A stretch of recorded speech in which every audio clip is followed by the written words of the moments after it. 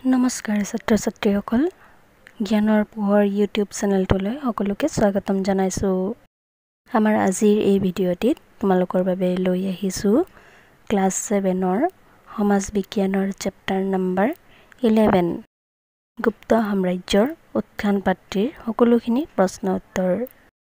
ছাত্ৰ ছাত্ৰীসকল যদিহে ভিডিঅ'টি ভাল লাগে তেন্তে এটা লাইক কৰি চেনেলটো ছাবস্ক্ৰাইব কৰি দিবা আৰু বেল আইকনটি প্ৰেছ কৰি অন কৰি থবা যাতে ভিডিঅ'বিলাকৰ নটিফিকেশ্যন তোমালোকে পোনপ্ৰথমে পোৱা। ষ্টুডেণ্টছ আৰু বেছি পলম নকৰাকৈ তোমালোকে তোমালোকৰ টেক্সটবুকখনৰ পেজ নম্বৰ 112 উলিয়াই লৈ চোৱা। ইয়াত চোৱা অনুশীলনী 1 নম্বৰত লিখিছে উত্তৰ লিখা। ক নম্বৰত চোৱা ইয়াত প্ৰশ্ন দিছে কোনে গুপ্ত বংশ প্ৰতিষ্ঠা কৰিছিল। ইয়াৰ উত্তৰটি হ'ব শ্ৰীগুপ্তই গুপ্ত বংশ প্ৰতিষ্ঠা কৰিছিল। ইয়াৰ পাছত নেক্সট খ নম্বৰত চোৱা ইয়াত প্ৰশ্ন লিখিছে কোনজন গুপ্ত সম্ৰাটে প্ৰথম মহাৰাজাধিৰাজ উপাধি লৈছিল। সেই উত্তৰটি হ'ব চন্দ্ৰগুপ্তই প্ৰথমে মহাৰাজাধিৰাজ উপাধি লৈছিল। ইয়াৰ পাছত নেক্সট গ নম্বৰত চোৱা ইয়াত প্ৰশ্ন দিছে এলাহাবাদ প্ৰশস্তিৰ লেখকগৰাকীৰ নাম কি। ইয়াৰ উত্তৰটি হ'ব এলাহাবাদ প্ৰশস্তিৰ লেখকগৰাকীৰ নাম হৈছে হৰি সেন। ইয়াৰ পাছত নেক্সট ঘ নম্বৰত চোৱা ইয়াত প্ৰশ্ন দিছে গংগা উপত্যকাত থকা বন্দৰটোৰ নাম কি। ইয়াৰ উত্তৰটি হ'ব গংগা উপত্যকাত থকা বন্দৰটোৰ নাম হ'ল তাম্ৰলিপি। ইয়াৰ পাছত নেক্সট ঙ নম্বৰত চোৱা ইয়াত প্ৰশ্ন দিছে সমুদ্ৰগুপ্তৰ সমসাময়িক কামৰূপৰ ৰজাজনৰ নাম কি আছিল। ইয়াৰ উত্তৰটি হ'ব সমুদ্ৰগুপ্তৰ সমসাময়িক কামৰূপৰ ৰজাজনৰ নাম হৈছে পুষ্যবৰ্মন। ইয়াৰ পাছত নেক্সট 2 নম্বৰত চোৱা ইয়াত লিখিছে ক্ৰম অনুসৰি লিখা। ইয়াত গুপ্ত বংশৰ ৰজাসমূহৰ নাম ক্ৰম অনুসৰি লিখিবলৈ কৈছে। ইয়াত চোৱা তলত লিখিছে ফাহিয়ান, শ্ৰীগুপ্ত, হৰিসেন, পুষ্যবৰ্মন আৰু শেষত দিছে স্কন্দগুপ্ত। এইকেইটাৰ ক্ৰম অনুসৰি লিখিলে হ'ব শ্ৰীগুপ্ত, পুষ্যবৰ্মন, হৰিসেন, ফাহিয়ান আৰু শেষত স্কন্দগুপ্ত। ইয়াৰ পাছত নেক্সট চোৱা 3 নম্বৰত ইয়াত লিখিছে শুদ্ধ অশুদ্ধ নিৰ্ণয় কৰা। ইয়াত শুদ্ধ নে অশুদ্ধ বাক্যটি লিখিবলৈ কৈছে। ক নম্বৰত চোৱা ইয়াত লিখিছে প্ৰথম চন্দ্ৰগুপ্তই কামৰূপ নবকা জয় কৰিছিল। ইয়াৰ উত্তৰটি হ'ব অশুদ্ধ। ইয়াৰ পাছত নেক্সট খ নম্বৰত চোৱা ইয়াত লিখিছে গুপ্ত যুগত ভূমিসমূহক 3টা ভাগত ভাগ কৰা হৈছিল। ইয়াৰ উত্তৰটি হ'ব শুদ্ধ। ইয়াৰ পাছত নেক্সট গ নম্বৰত চোৱা ইয়াত লিখিছে গুপ্ত যুগত নাৰীৰ স্থান পুৰুষতকৈ উচ্চ আছিল। ইয়াৰ উত্তৰটি হ'ব শুদ্ধ। ইয়াৰ পাছত নেক্সট ঘ নম্বৰত চোৱা ইয়াত লিখিছে পৃথিৱীয়ে সূৰ্যৰ চাৰিওফালে প্ৰদক্ষিণ কৰে। এই ধাৰণাটো বৰাহমিহিৰে উদ্ভাৱন কৰিছিল। ইয়াৰ উত্তৰটি হ'ব শুদ্ধ। ইয়াৰ পাছত একেবাৰে শেষত ঙ নম্বৰত চোৱা ইয়াত লিখিছে কালিদাসে নাট্যশাস্ত্ৰ ৰচনা কৰিছিল। ইয়াৰ উত্তৰটো হ'ব শুদ্ধ। ইয়াৰ পাছত 4 নম্বৰত চোৱা ইয়াত লিখিছে ক অংশৰ লগত খ অংশ মিলোৱা। ইয়াত ক অংশৰখিনি খ অংশৰ লগত মিলাই লিখিবলৈ কৈছে। ইয়াত তলত ক অংশত চোৱা ক নম্বৰত লিখিছে চপাৰ। এইটো খ অংশৰ হ'ব ঘ নম্বৰত থকা বন্দৰ। ইয়াৰ পাছত নেক্সট ক অংশৰ খ নম্বৰটো চোৱা ইয়াত আছে হৰিসেন। এইটো হ'ব খ অংশত থকা ক নম্বৰৰ এলাহাবাদ প্ৰশস্তি। ইয়াৰ পাছত ক অংশৰ গ নম্বৰত চোৱা আছে ভৰত। এইটো হ'ব খ অংশৰ ঙ নম্বৰত থকা নাট্যশাস্ত্ৰ। ইয়াৰ পাছত নেক্সট ক অংশৰ ঘ নম্বৰটো বৰাহমিহিৰ। এইটো হ'ব খ অংশত থকা খ নম্বৰটো বৃহৎ সংহিতা। ইয়াৰ পাছত নেক্সট ক অংশৰ ঙ নম্বৰত চোৱা ইয়াত আছে সুশ্ৰুত। এইটো হ'ব খ অংশত থকা গ নম্বৰটি চিকিৎসা শাস্ত্ৰবিদ। ইয়াৰ পাছত চোৱা নেক্সট 5 নম্বৰত ইয়াত লিখিছে চমুকৈ লিখা। ইয়াত চমু উত্তৰ লিখিবলৈ কৈছে। ক নম্বৰত চোৱা ইয়াত প্ৰশ্ন দিছে গুপ্ত ৰাজত্বকালত কি কি ধাতুৰ মুদ্ৰাৰ প্ৰচলন আছিল।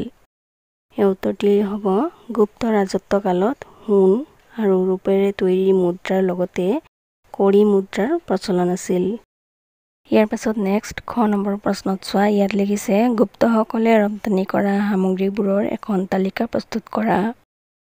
ইয়াৰ উত্তৰটি এনেকৈ লিখিবা গুপ্তসকলে ৰপ্তানি কৰা সামগ্ৰীবোৰ হৈছে 1 নম্বৰ মছলা, 2 নম্বৰ হাতী দাঁতেৰে তৈৰী বস্তু, 3 নম্বৰ চন্দন কাঠ, 4 নম্বৰ মণি মুকুতা, 5 নম্বৰ ঔষধি গছ, 6 নম্বৰ সুগন্ধি দ্ৰব্য, 7 নম্বৰ জীৱ-জন্তু। ইয়াৰ পাছত নেক্সট গ নম্বৰত চোৱা, ইয়াত প্ৰশ্ন লিখিছে গুপ্ত ৰাজত্ব কালত কি বৃত্তিধাৰী লোকে বাস কৰিছিল। ইয়াৰ উত্তৰটো এনেকৈ লিখিবা। গুপ্ত ৰাজত্ব কালৰ বিভিন্ন বৃত্তিধাৰী লোকসকল হৈছে খেতি-বাতিত নিয়োজিত কৃষক, বেপাৰ বাণিজ্যৰ লগত জড়িত ব্যৱসায়ী, দেশ ৰক্ষাৰ কামত নিয়োজিত সামৰিক বাহিনী, পূজা পাতল বা উপাসনা, ব্ৰাহ্মণ, বৌদ্ধ, ভিক্ষু, জ্যোতিৰ্বিদ, চিকিৎসক, দাৰ্শনিক আৰু ভাস্কৰ্যশিল্পী। ইয়াৰ পাছত নেক্সট ঘ নম্বৰত চোৱা, ইয়াত প্ৰশ্ন লিখিছে গুপ্ত ৰাজত্ব কালৰ 5বিধ স্থাপত্য কলাৰ নিদৰ্শন উল্লেখ কৰা। ইয়াৰ উত্তৰটো এনেকৈ লিখিবা। গুপ্ত ৰাজত্ব কালৰ 5বিধ স্থাপত্য কলাৰ নিদৰ্শন হৈছে 1 নম্বৰ মেহৰৌলিৰ লৌহ স্তম্ভ, 2 নম্বৰ দেওগড়ৰ দশাৱতাৰ মন্দিৰ, 3 নম্বৰ সাৰনাথৰ ধ্যানমগ্ন বুদ্ধ, 4 নম্বৰ আইহোলৰ দুৰ্গা মন্দিৰ, 5 নম্বৰ সাঁচীৰ বিষ্ণু মন্দিৰ। ইয়াৰ পাছত নেক্সট ঙ নম্বৰত চোৱা, ইয়াত প্ৰশ্ন লিখিছে অজন্তা ইলোৰা চিত্ৰাংকনসমূহৰ বৈশিষ্ট্য কি। ইয়াৰ উত্তৰটো এনেকৈ লিখিবা। গুপ্ত যুগৰ শিল্পী আৰু চিত্ৰকৰসকলে বিভিন্ন সময়ত অজন্তা আৰু ইলোৰা গুহা আৰু মন্দিৰসমূহত অংকন কৰা চিত্ৰই গুপ্ত যুগৰ গৰিমা স্মৰণ কৰায়। ইয়াৰ পাছত নেক্সট প্ৰথম 6 নম্বৰত চোৱা, ইয়াত প্ৰশ্ন দিছে অসমৰ ক'ত ক'ত গুপ্ত স্থাপত্য ভাস্কৰ্যৰ প্ৰভাৱ পৰিলক্ষিত হয়। ইয়াৰ উত্তৰটি হ'ব তেজপুৰৰ দ পাৰ্বতীয়া, নগাঁৱৰ মিকিৰাতি আৰু বৰগংগা, গুৱাহাটীৰ কামাখ্যা, দুধনৈৰ বৰমেধি পাৰা আদিত গুপ্ত স্থাপত্য ভাস্কৰ্যৰ প্ৰভাৱ পৰিলক্ষিত হয়। ইয়াৰ পাছত নেক্সট 6 নম্বৰত চোৱা, ইয়াত প্ৰশ্ন দিছে সাহিত্য, সংস্কৃতি আৰু বিজ্ঞানলৈ গুপ্তসকলৰ অৱদানৰ বিষয়ে এটি টোকা লিখা। এই প্ৰশ্নটিৰ উত্তৰ তোমালোকে এনেকৈ লিখিবা। গুপ্ত ৰজাসকলে সাহিত্য, সংস্কৃতি আৰু বিজ্ঞানৰ প্ৰসাৰৰ বাবে উদাৰভাৱে পৃষ্ঠপোষকতা আগবঢ়াইছিল। পৃষ্ঠপোষকতা লাভ কৰা ভাষা সংস্কৃতিয়ে সেই সময়ত জাতীয়তাবোধ বিকাশত সহায় কৰিছিল। সংস্কৃত ভাষাই এই যুগত উচ্চ শ্ৰেণীৰ ভাষাৰ মৰ্যাদা লাভ কৰিছিল। এই সময়ত ৰচনা কৰা সাহিত্যসমূহ মূলতঃ সংস্কৃত ভাষাত লিখা হৈছিল। মহাকবি কালিদাস, ভৰত, শূদ্ৰক আৰু বিশাখা দত্তই বিভিন্ন ৰচনাৰে এই যুগৰ সাহিত্যৰ ভঁৰাল চহকী কৰি থৈ গৈছে। আন এগৰাকী পণ্ডিত হৰিসেনে এই যুগতে এলাহাবাদ স্তম্ভলিপিৰ যোগেদি এক প্ৰশস্তি লিখি উলিয়াইছিল। পুৰাণ, ৰামায়ণ আৰু মহাভাৰতৰ দৰে বিখ্যাত গ্ৰন্থসমূহ এই যুগত পুনৰ মুদ্ৰিত হৈছিল। দ্বিতীয় চন্দ্ৰগুপ্তৰ ৰাজত্বকালত 9 গৰাকী সাহিত্যিকৰ সমাহাৰ ঘটিছিল, যাক নৱৰত্ন বুলি কোৱা হৈছিল। সাহিত্য সংস্কৃতিৰ দৰেই বিজ্ঞান, জ্যোতিৰ্বিদ আৰু অংকশাস্ত্ৰই এই যুগত প্ৰসাৰতা লাভ কৰিছিল। জ্যোতিৰ্বিদ্যাৰ কেতবোৰ সিদ্ধান্তই বিশ্ববাসীক চমকৃত কৰিছিল। এই যুগৰ প্ৰখ্যাত জ্যোতিষশাস্ত্ৰবিদ আৰ্যভট্টই আৰ্যভট্টীয় নামৰ পুথিখন ৰচনা কৰিছিল।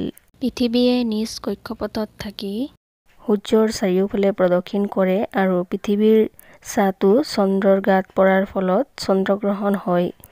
এই দুটা তত্ত্ব বৈজ্ঞানিক ব্যাখ্যা আৰ্যভট্টই গুপ্ত যুগতে উদ্ভাৱন কৰিছিল। ইয়াৰ উপৰি এই যুগতেই বৈজ্ঞানিকসকলে গণিতত দশমিক পদ্ধতি, শূন্যৰ ব্যৱহাৰ আৰু স্থানীয় মানৰ ধাৰণা আদি তত্ত্বসমূহ উদ্ভাৱন কৰিছিল। আন এজন জ্যোতিষশাস্ত্ৰবিদ বৰাহমিহিৰে বৃহৎ সংহিতা নামৰ উল্লেখযোগ্য পুথি ৰচনা কৰিছিল। চৰক আৰু সুশ্ৰুত এই যুগৰ দুজন উল্লেখযোগ্য চিকিৎসা শাস্ত্ৰবিদ আছিল।